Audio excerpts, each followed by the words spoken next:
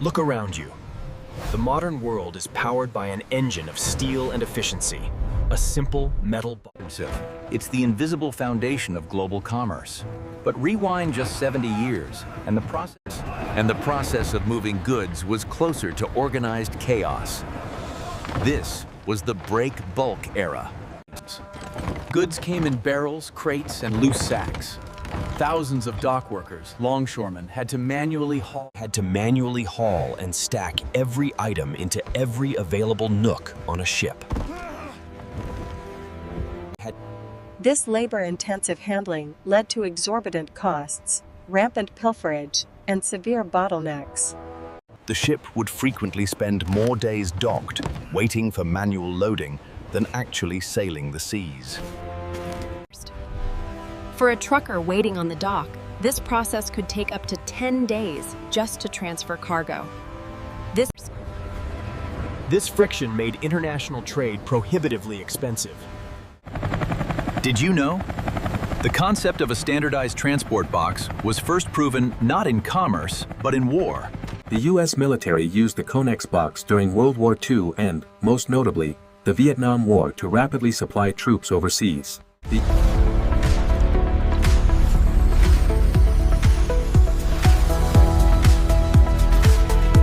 The man who solved this chaos was a trucking entrepreneur who had no patience for inefficiency. He famously declared, In 1955, McLean sold his successful trucking empire for $6 million and bought an aging oil tanker fleet. His initial idea was to drive the entire trailer onto the ship, but he quickly refined the concept. Why ship the heavy wheels and chassis? remove them, and load only the standardized. This chassis-less unit, designed for seamless intermodal transfer,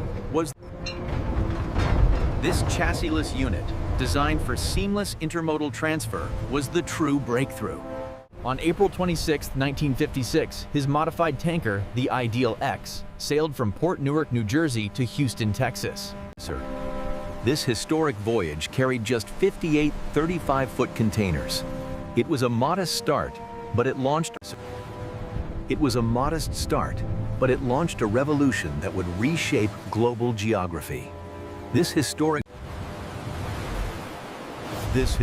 voyage carried just 58 35-foot containers. The box alone wasn't enough. For the revolution to work, a container built in Hong Kong had to stack perfectly on a ship leaving Rotterdam. This required global law. That law is ISO 668, the standard that dictates the exact dimensions, ratings, and measurements. Our systems analyze the composition, load-bearing capacity, and structural integrity of every freight container in the world. ISO 668 specifies the sub-base floor structure and load transfer areas, ensuring that the container can withstand massive forces, both static loading and dynamic forces from stacking and sailing. But the real power is in the economics.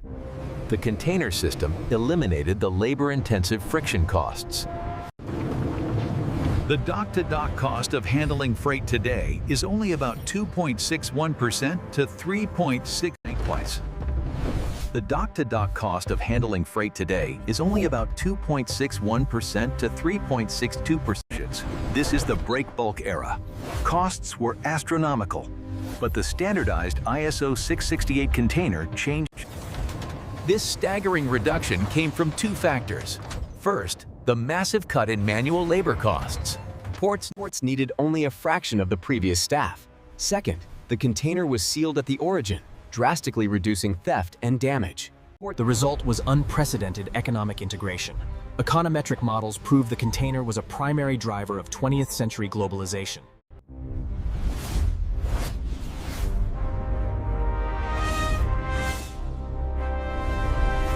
Over a 20-year period, the cumulative effect of containerization led to a 790% increase in bilateral trade between developed economies. This effect was found to be much larger than the stimulus provided by political trade agreements, including the foundational GATT.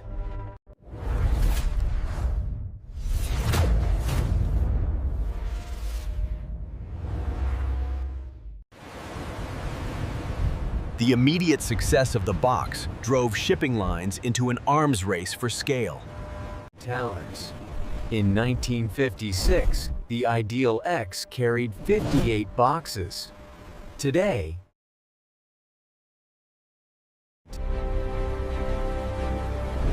The current capacity record is the MSC Irina class vessel, carrying up to 24,346 TEU, roughly 420 times the capacity of McLean's original ship. Handling this scale requires revolutionary ports. A typical general cargo crane from the 1950s would cost about $1 million today. A single post-Panamax gantry crane required to service these massive ULs costs around $8 million. New terminals need water depths of 15 to 16 meters.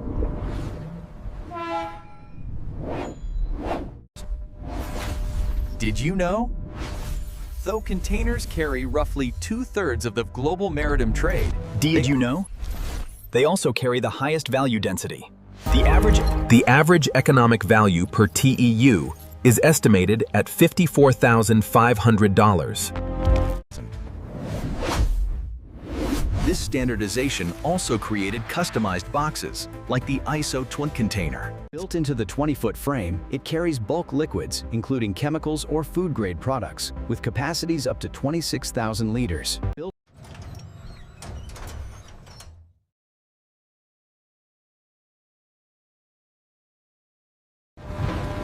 The efficiency that defined the container's success came at a steep human cost. The job of the longshoreman shifted from manual labor to operating massive machinery, leading to devastating job loss. Unions had to negotiate historic deals. The 1960 Mechanization and Modernization Agreement on the U.S. West Coast. The 1960 Mechanization and Modernization Agreement on the U.S. West Coast secured job security and benefits for existing union members in exchange for allowing employers the freedom to introduce labor-saving automation. this conflict continues today.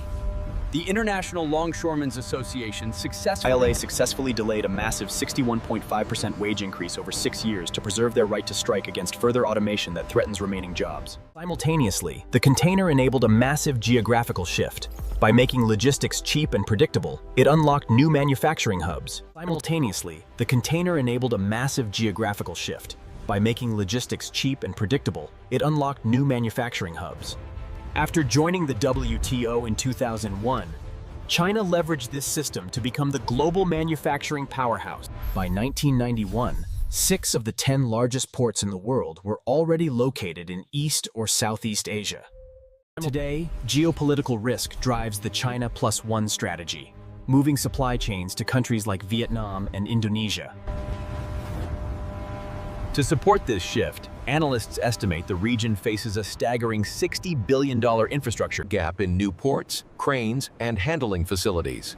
The container demands ceaseless investment, 3D animation.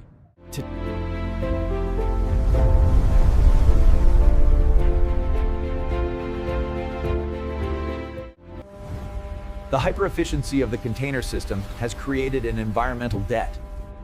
Large cargo ships burning high-sulfur bunker fuel contribute nearly 2.9% of global anthropogenic emissions. Large cargo ships burning high-sulfur bunker fuel contribute nearly 2.9% of global anthropogenic emissions. Since 2007, the industry has widely adopted slow steaming, reducing vessel speeds from 22 to... A significant change occurs when we reduce speeds from 22 knots. By moving at 18 knots or so, while driven largely by the economic goal of saving fuel costs, this has had a crucial environmental co-benefit.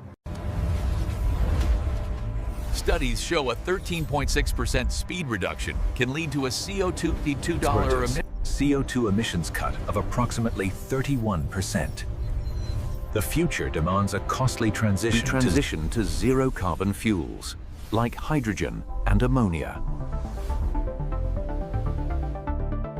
Along with massive retrofitting of the global fleet to maintain the economic viability of global trade. The shipping container remains the defining object of our interconnected era. It is resilient, transformative, and indispensable.